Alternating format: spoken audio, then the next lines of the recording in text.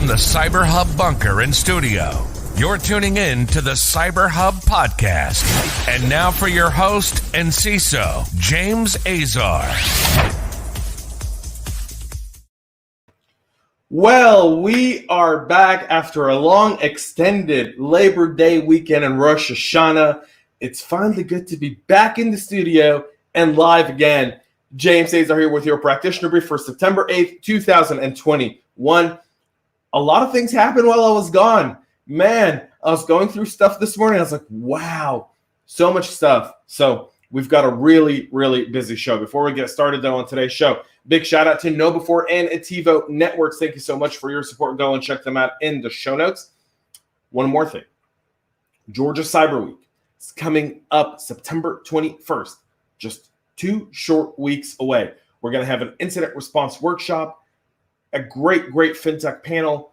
Kevin Gowan's going to be joining me. Many others are going to be on this panel. So tune if you can sign up for that if you are in Georgia and you can make it. cyberweekgeorgia.com. Go check it out. Come hang out. If you're a CISO CIO, that evening I'm doing an exclusive live podcast with my friends over at Ali. So join me there. We're going to have some awesome stuff coming up. So September 21st, we'll be live and in person at Atlanta Tech Park. So join me there. Go to cyberweekgeorgia.com. If you have not subscribed to the podcast, please make sure to do so right now, folks. We've got a busy show today. Let's get right to it. But before we do that, good morning to David and Marcia. Good morning to our LinkedIn user.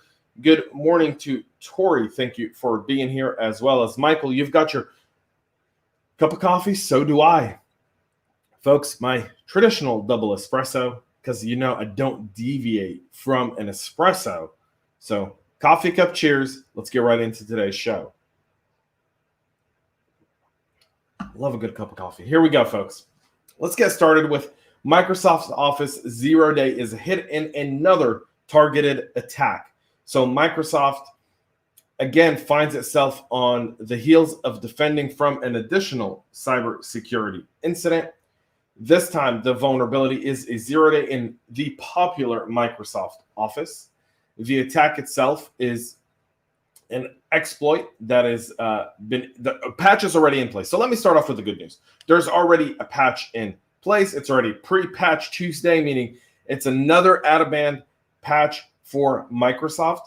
Microsoft credited 4 different external researchers for reporting the exploits. 3 of the 4 are affiliated with Mandiant and the anti-malware forensics firms.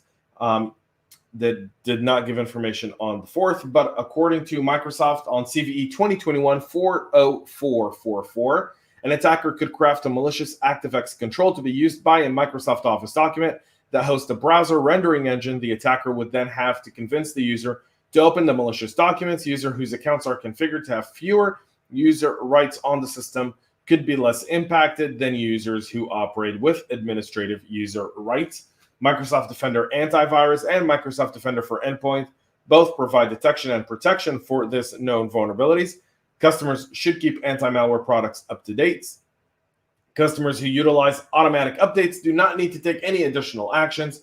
Enterprise customers who manage updates should select the detection build of version 1.349.22.0 or newer to deploy it across the environments.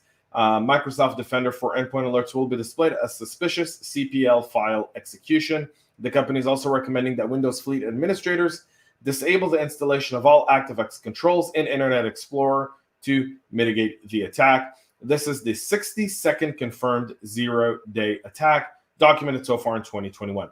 I'm going to get to this, and I'm going to explain more about this on our last story, because there's more to this.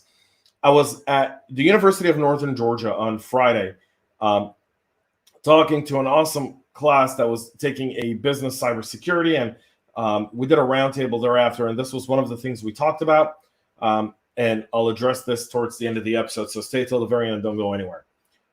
REvil, or REvil, servers are mysteriously back online. Who would have thunk it? So the dark web servers for the REvil ransomware operation has suddenly turned back on after almost a 2-month absence. It's unclear if this marks their return or if they're being turned on by law enforcement who seized some of the servers in order to gain access to information.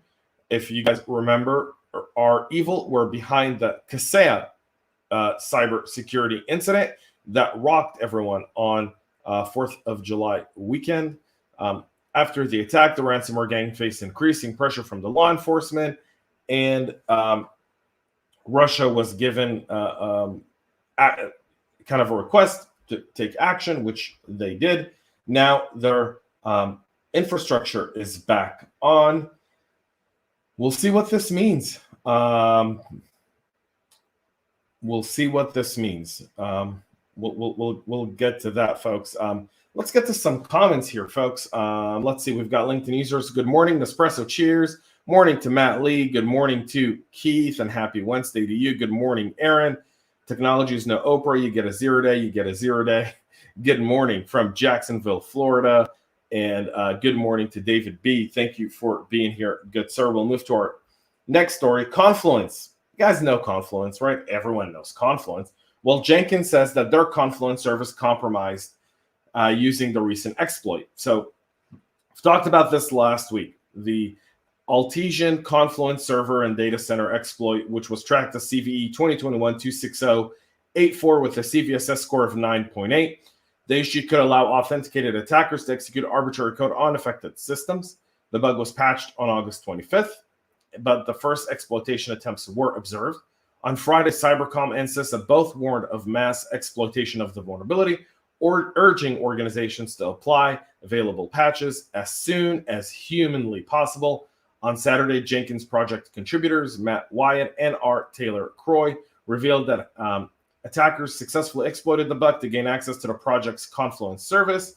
In October of 2019, Jenkins made the server read-only and started migrating plugins and documentations and changelogs from the wiki to GitHub repositories.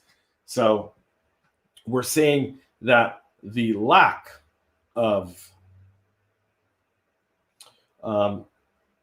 patching is leading to significant risk.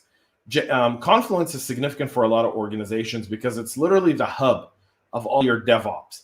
It's the gears in the engine that keep the engine running and keep communication open and project updates there. So once attackers get access to your Confluence, they actually know your path. And at that point, they can intercept it. They also know some of the rules you've made. A lot of people use Confluence as a policy repository as well. This is significant. Now, here it appears that they were just using it to deploy a Monero cryptocurrency miner, but a more sophisticated attacker would be looking deeper into the layers of how to get access into the environment. So keep your eyes out for it. If you're using it and you've got really sensitive data in your Confluence, please patch it and take a look at it, because that's going to be extremely significant. We know that once a vulnerability is reported, within 24 hours, there's active scanning of it, and that scanning is going to stay there for a while until you patch. So get your stuff patched. If you can't patch for whatever reason, put in some mitigating efforts. Maybe do MFA logins. Do active signouts if you can, meaning, don't let someone stay logged in for more than 30 minutes or something like that. It's inconvenient, but it's a mitigation. It's a mitigating factor until you can get the patch in place.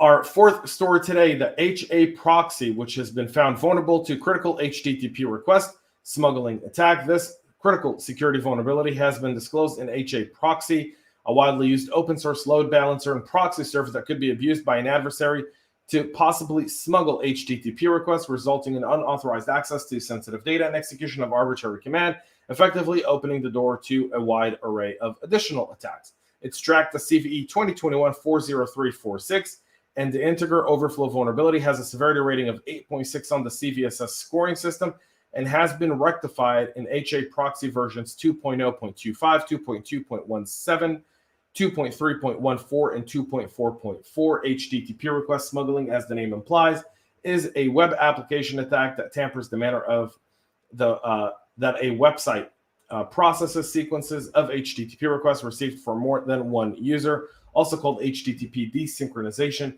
The technique takes advantage of parsing inconsistencies in how front-end servers and back-end servers process requests from the sender. In other words, this problem arises from how the front-end and back-end servers work out the beginning and end of each request using the content length and transfer encoding headers.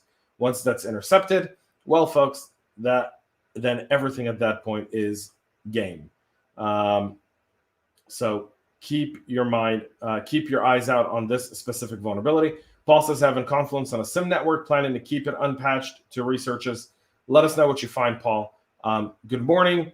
I'm so happy to see everyone. West Coast, that is a very early, Nick. Good morning to you, brother. Thank you for being here.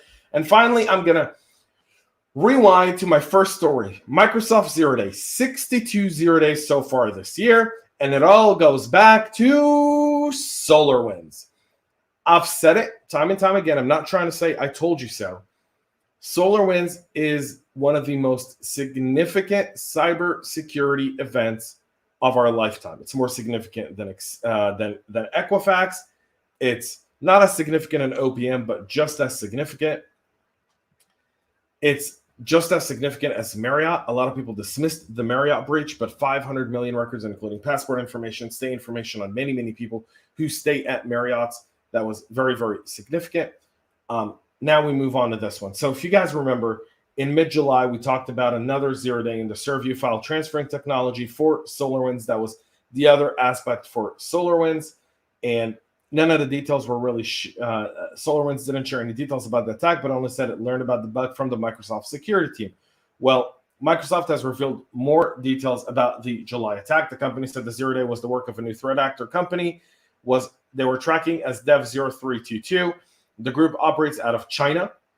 Based on observation, victimology, tactics, and procedures.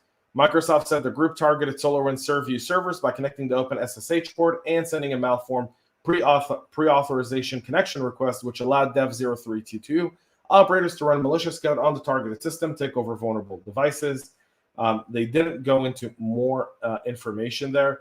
The ZeroDay was the root cause. Microsoft delved into the technical aspects of it, saying that one of the reasons the attack succeeded was because some of the ServView binaries had not been protected by the address space layout randomization, a feature that randomizes the memory location of an application in order to prevent attackers from targeting specific memory sections and corrupt an app's memory.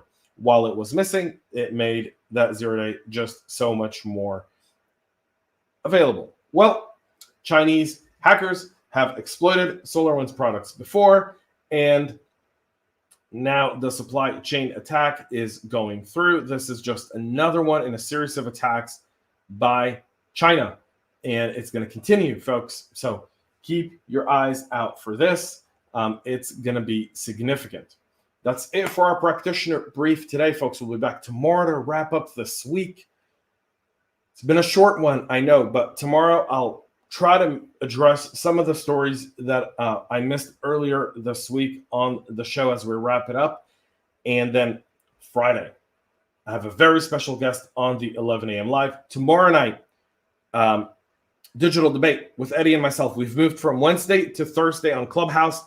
So please join us, same time as always, 8 p.m. tomorrow night on Clubhouse. Join us in for digital debate. If you have not seen Clickbait on Netflix, I urge you to give it a watch. If you're a technology enthusiast, if you're a social engineering person, this show just brought, if you're an OSINT person, this show just brought up a bunch of different things that to the mainstream that I think are worthy of a discussion. Nonetheless, folks, till tomorrow, have a great rest of your day. And stay cyber safe. That's it for us here. See you tomorrow. Cheers. We love feedback, so make sure to connect with us on social media and subscribe to our podcast on your favorite podcast listening platform.